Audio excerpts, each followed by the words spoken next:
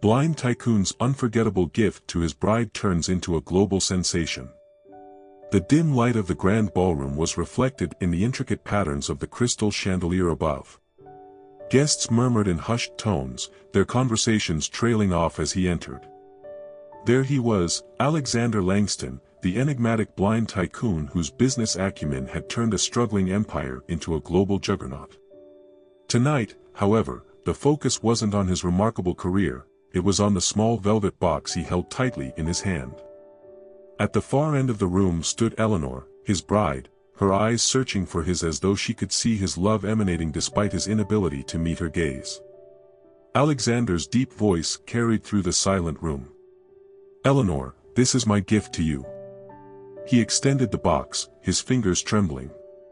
Neither knew that this moment would ignite a chain of events that would resonate far beyond this ballroom's confines, capturing millions worldwide's imagination.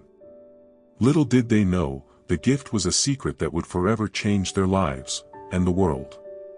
Alexander Langston's rise to prominence was anything but ordinary. Born into a modest family in the industrial heart of Pennsylvania, he lost his sight at the age of 12 due to a rare degenerative condition. While most would have seen this as a setback, Alexander's sharp mind and unrelenting determination became his guiding light. He taught himself to navigate a world not designed for him, developing an extraordinary ability to sense and analyze situations in ways that left even sighted individuals in awe. By his mid-30s, he had transformed a failing manufacturing business into Langston Industries, a global leader in sustainable innovation. Eleanor Sinclair, on the other hand, was no stranger to the pressures of high society. The youngest daughter of a prominent political family, she spent her early years in the spotlight. Unlike her peers, Eleanor used her platform to champion humanitarian causes, often traveling to underprivileged regions to implement educational initiatives. Her intelligence, compassion, and unpretentious nature made her a beloved figure in and beyond her circle of influence. Their paths crossed at a charity gala where Eleanor's heartfelt plea for educational reform struck a chord with Alexander. Though he couldn't see her, her voice resonated with sincerity and strength. For Eleanor, Alexander's eloquence and insight were magnetic, challenging her in ways few others could. Their whirlwind romance soon became the talk of the town, with many questioning how such different worlds had collided so seamlessly. As their wedding approached, whispers spread about Alexander's mysterious gift for Eleanor. Known for his meticulous attention to detail and penchant for grand gestures, those close to him could only speculate.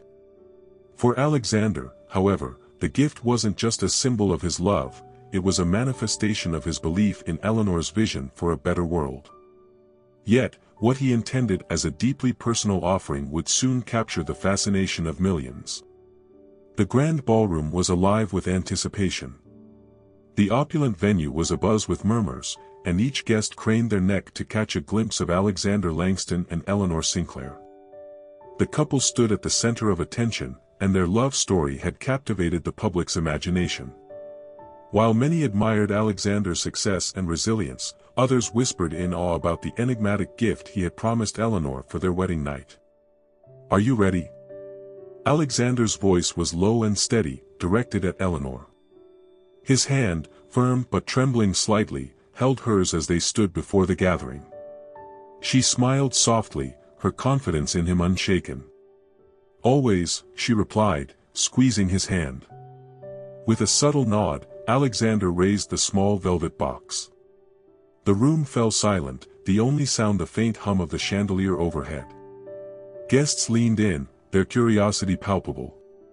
"Eleanor," Alexander began, his voice carrying through the stillness, "you've shown me a world that I cannot see, yet you've made it more vivid than I could have ever imagined. Tonight, I give you a token of that world we've built together." With deliberate care, he opened the box to reveal a necklace unlike any other. The centerpiece was an intricate pendant, crafted from a rare gemstone that shimmered as though it held light within itself.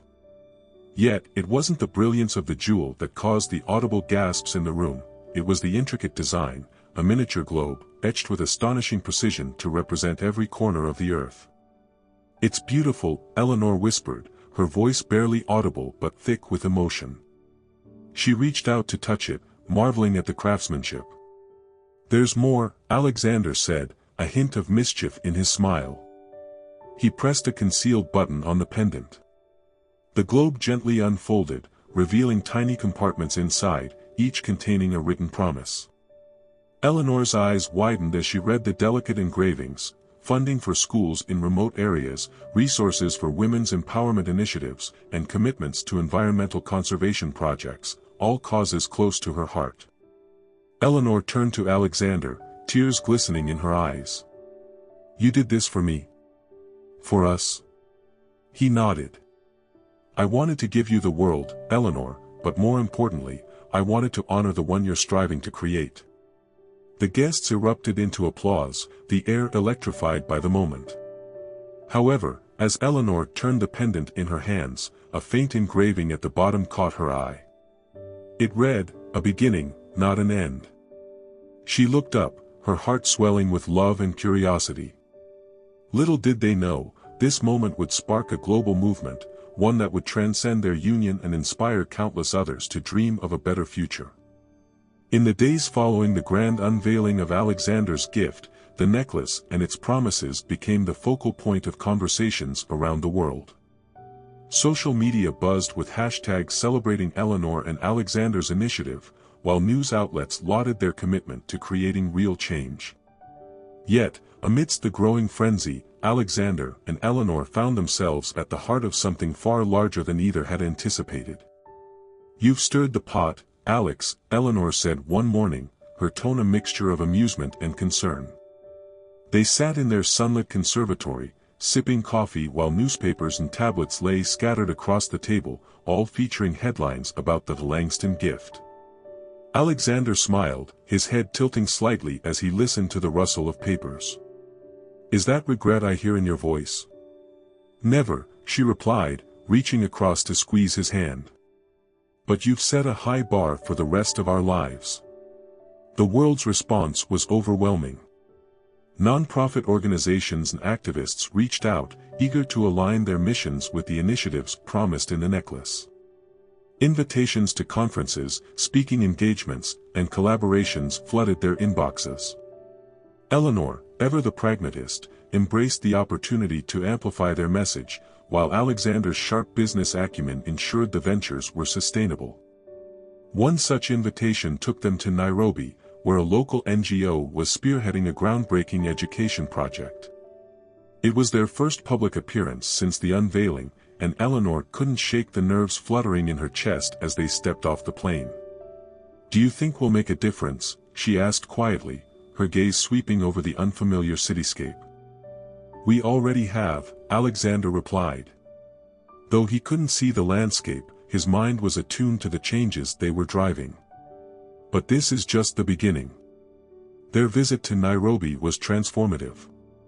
They toured schools that lacked basic resources, spoke with teachers who worked tirelessly despite limited support, and met children whose smiles lit up at the smallest kindness. For Eleanor, it was a reaffirmation of her purpose. For Alexander, it was a reminder of the tangible impact their efforts could have. "I wish you could see them," Eleanor said one afternoon as they stood in a classroom of eager students. "Their faces, their hope. It's overwhelming." Alexander reached out, his fingers brushing hers. "I don't need sight to feel it. Their hope is everywhere." That evening, Eleanor shared a new idea. "What if we go beyond the promises in the necklace?" she asked, pacing their hotel room. "We could establish a foundation, something bigger than us. A platform for people to come together and create solutions." Alexander's lips curled into a small smile. "You've always been ambitious," he teased. "But I like the way you think." Their foundation, aptly named A Brighter Horizon, was born within weeks. Leveraging Alexander's business expertise and Eleanor's global network, the foundation quickly became a force for innovation and collaboration. From funding solar-powered schools in remote villages to providing microloans for women entrepreneurs, A Brighter Horizon became a beacon of possibility. The couple's unorthodox leadership style, Alexander's logical precision paired with Eleanor's empathetic vision, drew admiration and inspired others to take action. Yet, not everyone celebrated their efforts. Critics emerged, accusing them of using philanthropy as a vanity project. Rumors swirled about Alexander's motivations, with some speculating that the necklace was nothing more than a calculated PR stunt. Eleanor felt the sting of the accusations, but Alexander remained unfazed. "Let them talk," he said one evening as they reviewed project reports in their study. "We're not doing this for them. We're doing this for the people who need it." But the criticisms became harder to ignore when a journalist published a scathing exposé questioning the authenticity of the promises engraved in the necklace. "How can a blind man understand the depth of the world he's trying to change?" the article sneered. Eleanor's temper flared as she read the piece aloud, pacing the room. "This is outrageous," she fumed. "How dare they diminish everything you've accomplished?" "Calm down, Eleanor," Alexander said, his tone measured. "This isn't about me.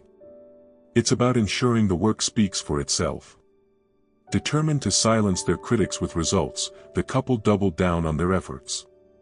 They organized a summit, inviting world leaders, innovators, and changemakers to Nairobi to witness the impact of a brighter horizon firsthand. The summit was a logistical challenge, but Eleanor's relentless drive and Alexander's strategic planning turned it into a resounding success. The centerpiece of the event was a presentation by students who had benefited from their initiatives. As the children shared their stories, tears filled the eyes of even the most skeptical attendees. The highlight came when one young girl, inspired by Eleanor, announced her dream of becoming an educator. "Because of you," she said, "I know it's possible." After the summit, Alexander and Eleanor stood on the balcony of their hotel, overlooking the city. The night was quiet, save for the distant hum of activity below. "Did you hear her?" Eleanor asked, her voice filled with wonder. "She said it was possible because of us." Alexander smiled, his hand finding hers. "That's the power of hope, Eleanor. It's contagious." Their triumph at the summit silenced many of their detractors, but it also marked a turning point. Alexander and Eleanor realized that their journey was about more than fulfilling the promises in the necklace. It was about inspiring others to dream bigger, act boldly, and believe in the power of collective effort. But as their influence grew, so did the stakes. Behind the scenes, challenges loomed: political opposition, logistical hurdles, and the unrelenting pressure of sustaining a global movement. Yet, through it all, Alexander and Eleanor's bond only deepened. They learned to lean on each other, their love becoming the unshakable foundation upon which their vision for a better world was built. The Nairobi summit had been a success, but it came with its own set of challenges. Political tensions were mounting, threatening the projects a brighter horizon had initiated. Meanwhile, whispers of corruption among local partners began to surface, casting a shadow over the foundation's credibility. Eleanor and Alexander knew they had to act decisively, but this time, the stakes were higher than ever. Late one evening, their trusted advisor, Miriam, stormed into their study with urgent news. "The funding for the solar school project is being blocked," she announced, her voice tight with frustration. "A government official is demanding a personal cut before releasing the permits." Eleanor's jaw tightened. "We don't pay bribes. That's non-negotiable." Alexander, seated across the room, leaned forward, his sightless eyes narrowing in thought. "If we give in now, we'll set a precedent that could undermine everything we've built. But if we don't, then the children suffer," Eleanor finished, her voice trembling with restrained fury. "There has to be another way," Alexander said, his fingers drumming against the armrest of his chair. He turned toward Miriam. "What about the local community? Can we rally them to pressure the government?" Miriam hesitated. "It's risky. Public demonstrations could draw unwanted attention, maybe even violence." Eleanor stood abruptly, pacing the room. "We can't just sit here and do nothing. The world is watching us. If we back down, we'll lose their trust. Worse, we'll lose our own." Alexander rose, his movements deliberate. Then we go to them directly. No intermediaries, no bureaucracy. We speak to the people we're trying to help and make them our allies. The following morning, Eleanor and Alexander arrived unannounced in a remote village where one of the solar schools was under construction. Word spread quickly, and soon, the entire community had gathered. Standing on a makeshift platform, Eleanor addressed the crowd, her voice strong and clear. "We promised you a brighter future, and we're not giving up on that promise," she declared. "But we need your help. Together, we can show the world that change doesn't come from corruption or greed, it comes from people standing united for what's right." The villagers responded with cheers, their energy infectious. When Eleanor turned to Alexander, he nodded, stepping forward to speak. "I may not see as you do," he began, his voice steady, "but I've always believed in the power of vision. Not the kind that comes from eyes, but the kind that comes from hope, determination, and faith in each other. This is your school, your future. Let's fight for it together." The crowd erupted into applause, their enthusiasm rippling through the air.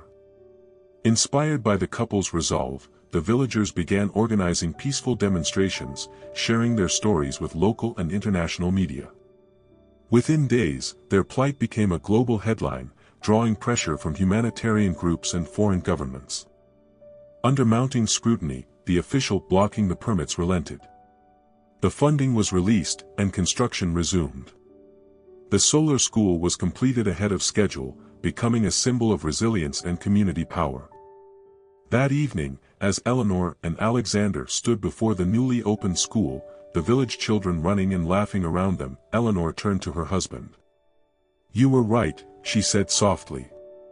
"Vision isn't about what you see. It's about what you believe is possible."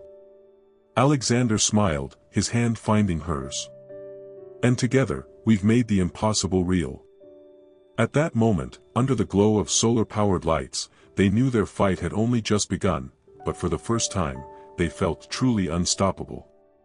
The soft hum of the solar lights illuminated the village square as Eleanor and Alexander stood hand in hand. The newly completed school was bustling with life, its brightly painted walls a symbol of hope and resilience.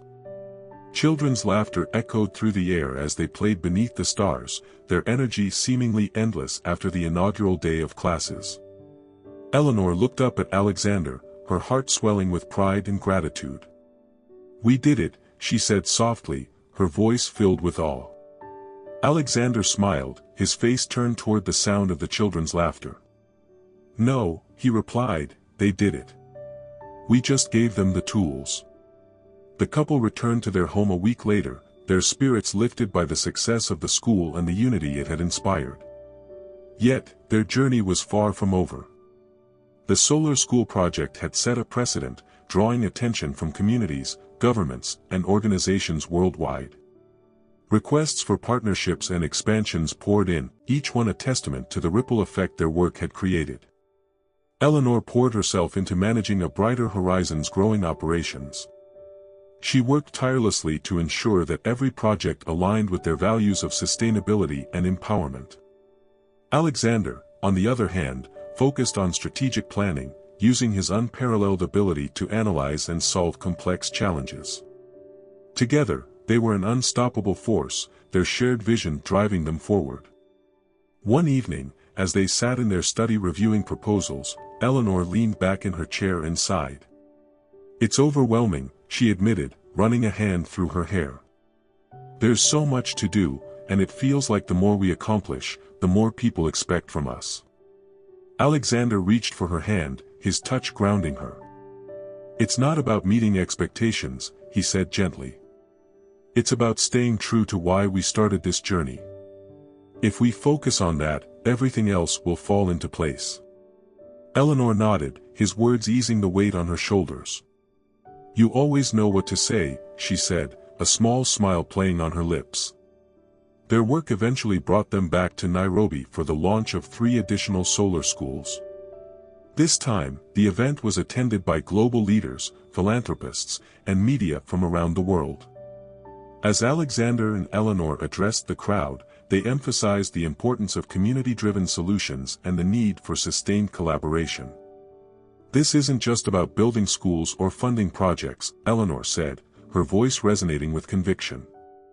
"It's about empowering people to take control of their futures and inspiring others to do the same."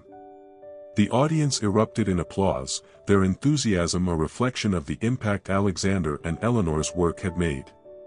Yet, even in the face of such acclaim, the couple remained humble, their focus always on the people whose lives they aimed to uplift.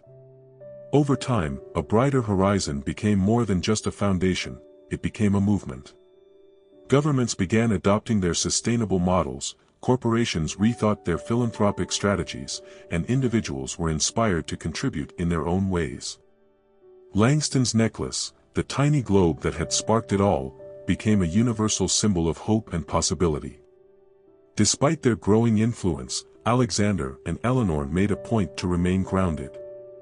They often returned to the communities they served, listening to the stories of the people whose lives they touched. These visits reminded them of the real reason behind their work and fueled their determination to keep going.